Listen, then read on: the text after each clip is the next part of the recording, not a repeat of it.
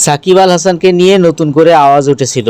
Cricket অঙ্গনে কেউ কেউ তাকে রাজনৈতিক লেন্সের বাইরে গিয়ে দেখার কথা বলছিলেন।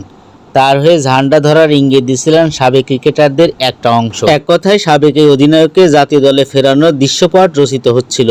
কিন্তু গত 15ই আগস্ট তাকে সেই প্রচেষ্টায় যেন পানি ঢেলে দিলেন সাকিব নিজেই। সেদিন ফেসবুকে একটি ফটোকার্ড শেয়ার করেছেন তিনি, যেখানে শেখ মুজিবুর রহমানের ছবি ও তার পরিবারের সব সদস্য ছবি দিয়েছিলেন। পোস্টে তিনি লিখেছেন তার পরিবারের সব শহীদ সদস্যের প্রতি শ্রদ্ধাঞ্জলি। এই একটি পোস্টে সাকিবের দেশে ফেরা ক্ষীণ সম্ভাবনা নষ্ট হয়ে গেল কিনা তা নিয়ে দেশের ক্রিকেট মহলে জোর আলোচনা চলছে। অনেকেই ভাবছেন 15ই আগস্টের এই শ্রদ্ধাঞ্জলি বোধহয় সাকিবের জাতীয় দলে ফেরার দুয়ার চিরস্থায়ীভাবে বন্ধ করে দিয়ে।